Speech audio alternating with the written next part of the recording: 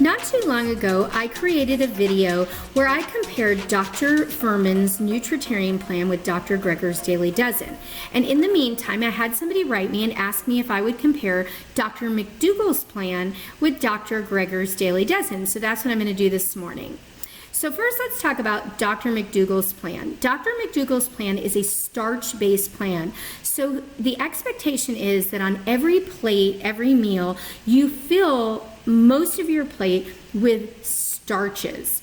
And these are highly satiating and they're full of nutrients and very, very good for you. And it's common in most cultures to have some particular starch that they base their plate on, whether it's rice or potatoes or corn.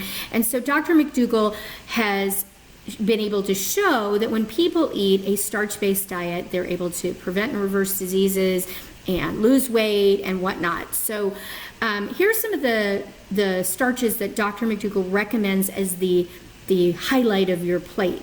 So I'm going to use my notes here. For whole grains, he recommends barley, oats, brown rice, quinoa, buckwheat, rye, couscous, bulgur, corn, wild rice, and millet. Those are some great ideas for whole grains on your plate, as well as some unrefined flours that you can have either in pasta form or in tortilla form, like brown rice, garbanzo bean, oat, whole wheat pastry, corn, soy, and potato flours. And those are good to have, again, if you're creating or buying pasta, if you're creating muffins, if you're creating tortillas or buying tortillas, those are the flours you would want to use. Roots of all kinds, like all potatoes, taro root, parsnips, tapioca, jicama, rutabagas, those are all great starches to fill your plate with. And winter squashes like butternut squash, acorn squash, pumpkin, all fabulous. They have great nutrients and they're extremely filling. All legumes, lentils, and peas, except for the soy-based ones. And we'll talk about that in a minute. So any kind of legume, any bean that you like, black beans, pinto beans, green split peas, all of those are great as a good satiating starch in a meal.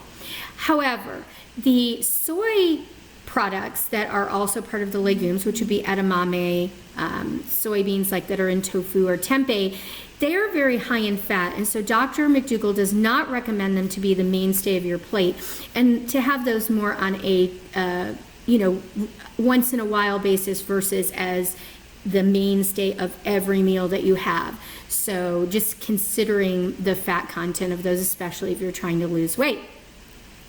He recommends being careful about pastas that are made like vegetable type pastas you find in the store, like spinach or tomato pastas. A lot of times those are made with enriched flour, so they're really a highly refined flour, so be careful about those.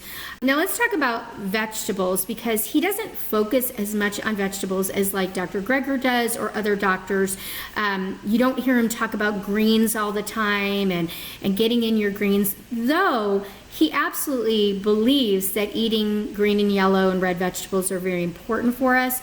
They are very low in calories and they do provide a lot of nutrients, but he doesn't necessarily think that your whole plate should be full of those vegetables.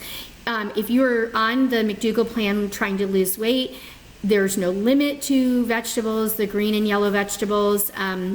You can eat as much as you want as long as you're getting plenty of starch in your meal so that you're nice and satisfied. One of the areas that Dr. McDougall is different from a lot of doctors is that he definitely has a limit on fruit. He recommends no more than 3 servings of fruit a day because of their high sugar fructose content.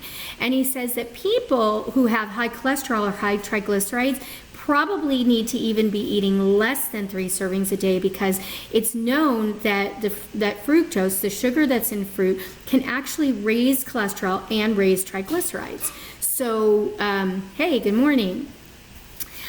So Dr. McDougall is a little bit different when it comes to fruit than many of the doctors. He's a little a little bit more stringent about fruit. Dr. Greger, I've heard actually several times say that he doesn't limit fruit. He does recommend a certain amount of fruit in his daily dozen. He recommends a serving of berries and at least 2 more servings of fruit a day or 3 servings of fruit a day, but he doesn't limit it either. So they're a little different on that area. One area though that they're definitely the same is on not using any oil, vegetable oil or any kind of oil at all, because oil is a highly refined food that has been stripped of all of its fiber, stripped of most of its nutrients, and is highly calorie dense. It's the most calorie dense food. And so this is a food that you definitely do not want to be ingesting when you are trying to lose weight, first of all. And also, if you have any other kind of health conditions or trying to prevent conditions, oil is just a problem food. So it's best to cook in water or veggie broth and stay away from the oil as much as possible.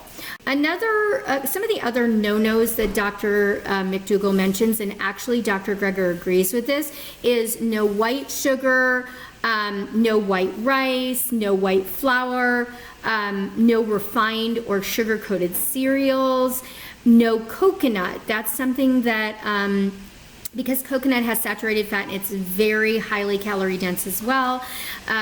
They don't recommend that, certainly not on a regular basis. Chocolate, Dr. McDougall also mentions as being something that is not a food he recommends.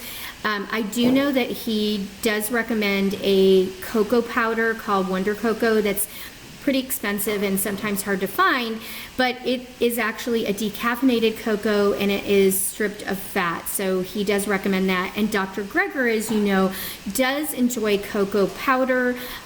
Like he always says, if nothing good has been taken out and nothing bad's been put in, then this is a food that he can enjoy. I'm sure he doesn't enjoy cocoa powder every day, but maybe as a special treat. Also, Dr. McDougall doesn't recommend any kind of coffee or black tea or any kind of sodas, sugared or not. So those are just empty calories and they're unnecessary in your diet.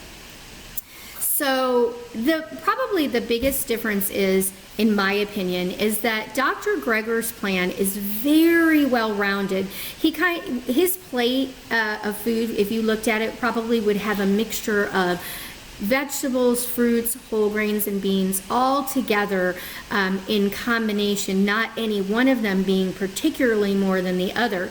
Whereas with Dr. McDougall, he wants to see more starch on your plate for the main reason that it's the most satisfying to the body. It helps you to stay full and to feel full. Definitely helps me to stay full when I add a sweet potato or some brown rice to my meal.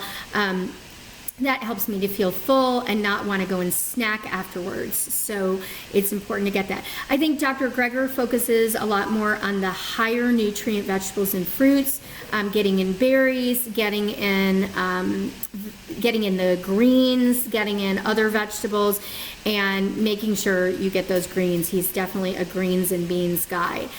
Beans, he recommends 1.5 cups a day.